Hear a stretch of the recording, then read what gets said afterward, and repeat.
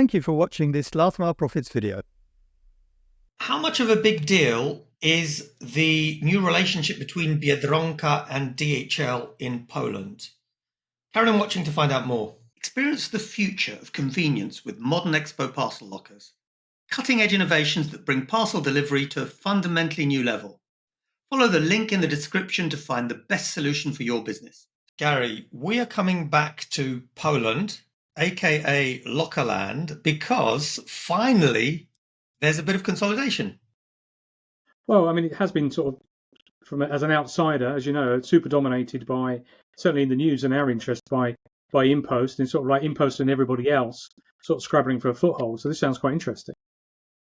So I'm going to test your Polish. If I say Biedronka, what does that mean to you? I'm assuming that means the next round is on me or something like that. That's normally what you're trying to say.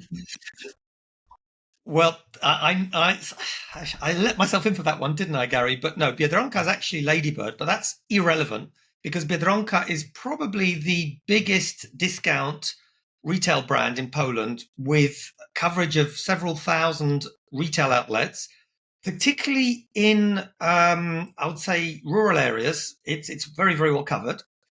And although, actually, to be fair, it's in all the big cities as well. So it's everywhere.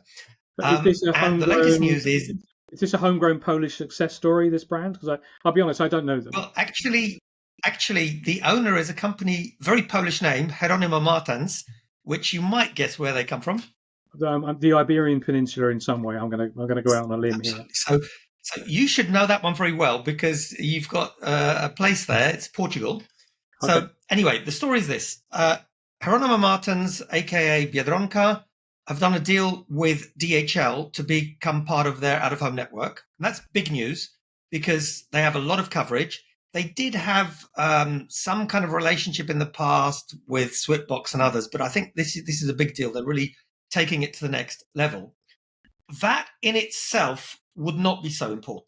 But if I add to the party a couple of other tidbits of information, which are that Orlen is the Polish BP, so the biggest state oil company, which for some interesting reasons invested in an out-of-home parcel business a couple of years back.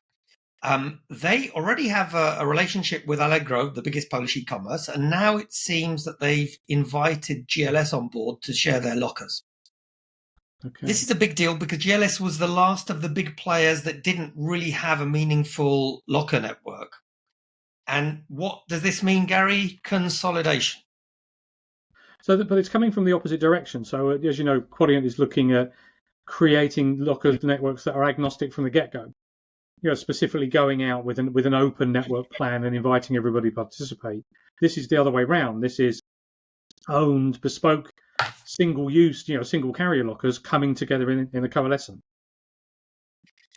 And that's a really interesting case because I've been basically shouting from the treetops for years that the only way to challenge InPost is not to create sort of mini fiefdoms of 4,000 or 5,000 lockers each, bearing in mind that InPost have about 23,000 maybe now, but you have to consolidate because no one in their right mind is going to be as interested in a network which is 4 or 5 times smaller.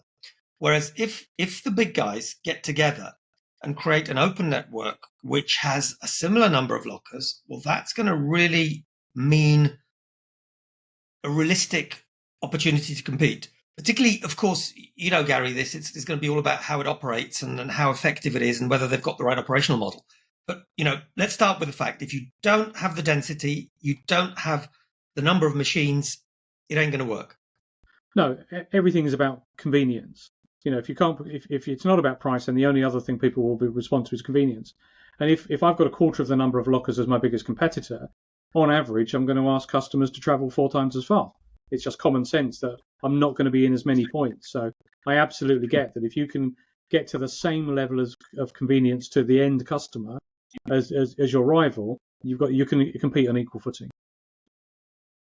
Because to be honest, Gary, what happens today, and I think I'm a perfect example. My nearest InPost parcel locker is about 250 meters away from my home. The nearest alternative is about 500 meters away, which theoretically is not that far. But from my perspective, why on earth would I go the extra 250 meters?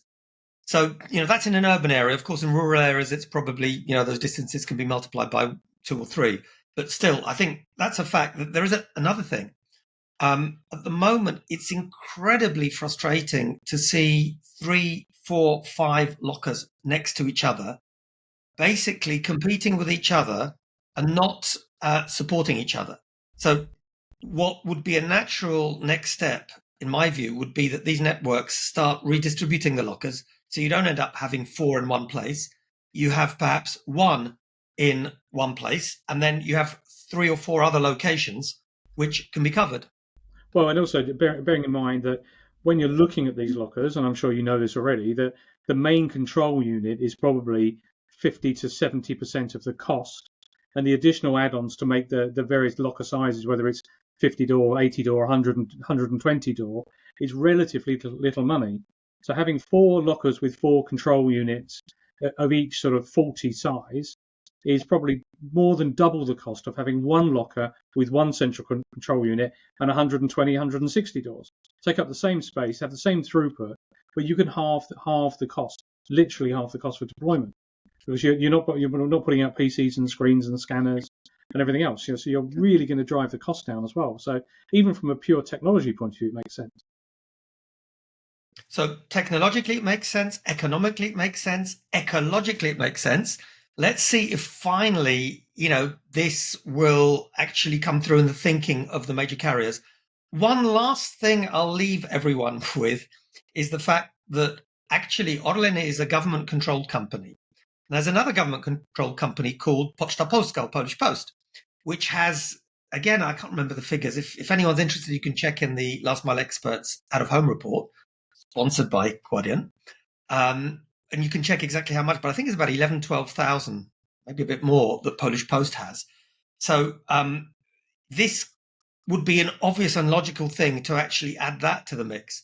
So, maybe in a couple of months' time, we'll do another video, at which point it's not going to just be Allegro, GLS, and Orlen, but perhaps Polish Post and a few others. And at which point they may actually have more lockers, or, sorry, that's not fair, more points than InPost have themselves. So let's see. Yeah, and it's always interesting to come to talk about Poland, because in some ways it is an indication of where many of the other markets will eventually get to. So they're ahead of the curve in terms of the evolution of the marketplace. So yeah, let's do that. Let's come back to it soon.